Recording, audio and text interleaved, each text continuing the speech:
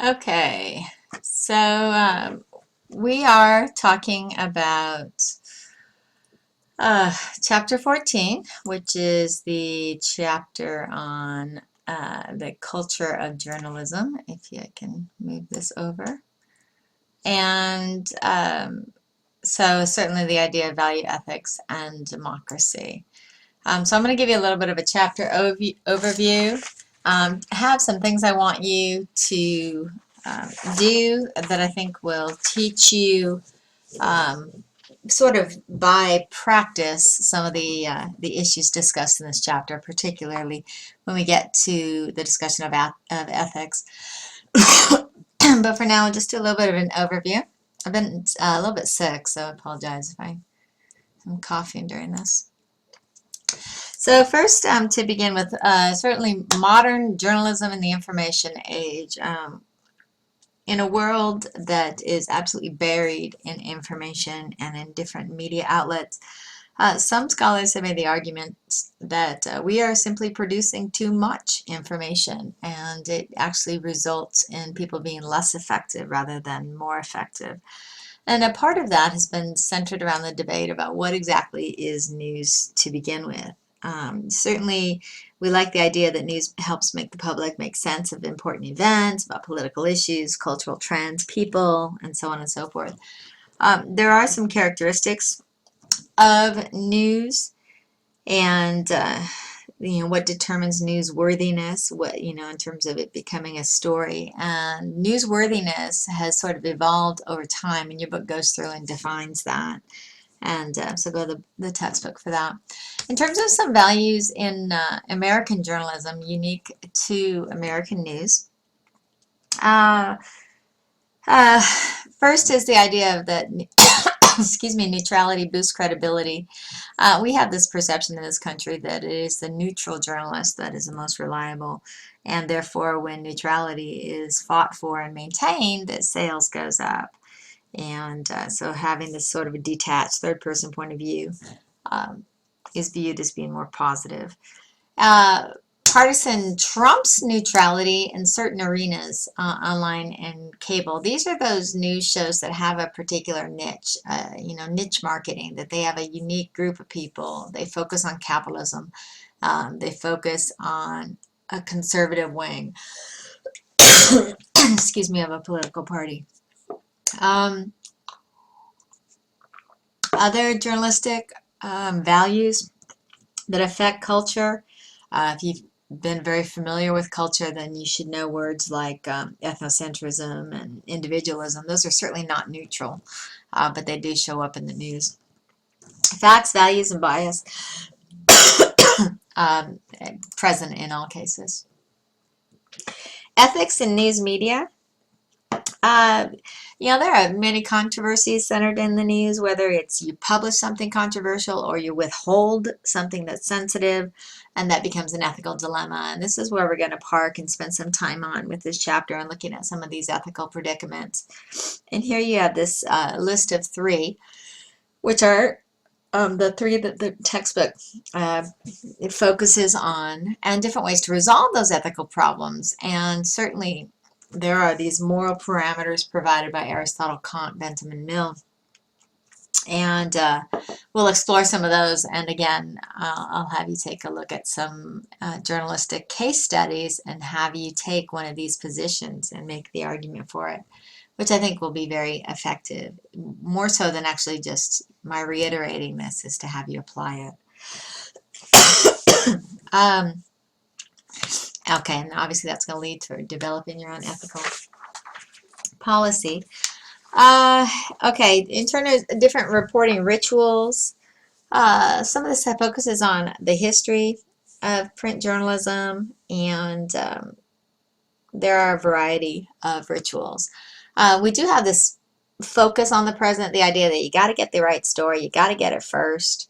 There are long trends within American history, a big emphasis on credibility and getting experts when you yourself are not the credible person. You balance that there are two sides to every story, so it's important to get both sides, and that's balancing the story. and acting as adversary. Journalists very much value their roles as adversary, particularly when they're dealing with prominent leaders in major institutions that they cover, that they are there to challenge the way of thinking and to really dig deeper. And they enjoy that role and value that role. Journalism in the age of TV and the internet, certainly some of the rules and rituals of American journalism began to shift after TV hit in the 1950s. And some very key differences between print, TV, and internet news. The idea of this pretty face and happy talk.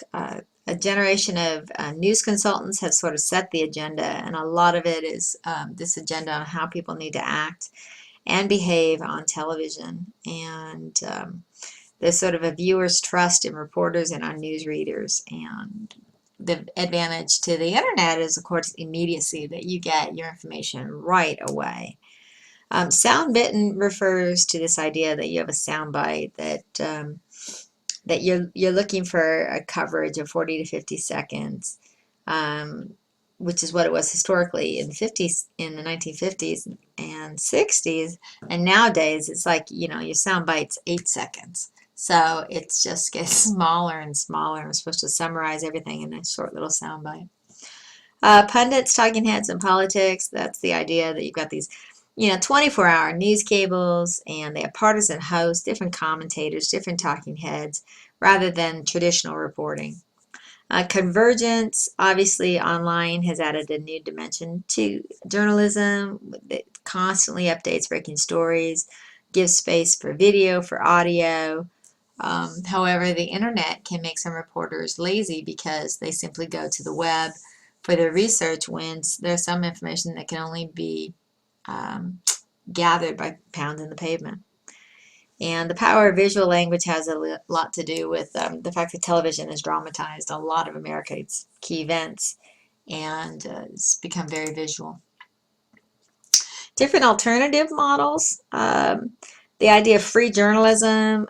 Again, we talked previously before about the citizen journalist, and a lot of newspapers, both online and print, have been experimenting with different ways to more actively sort of involve their readers in the creation of news and the perpetuation of news.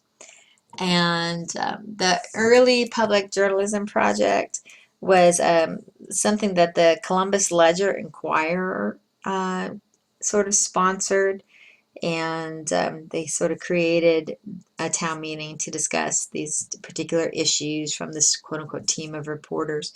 In terms of criticizing public journalism, there have been a lot of different institutions that practice journalism, and with that,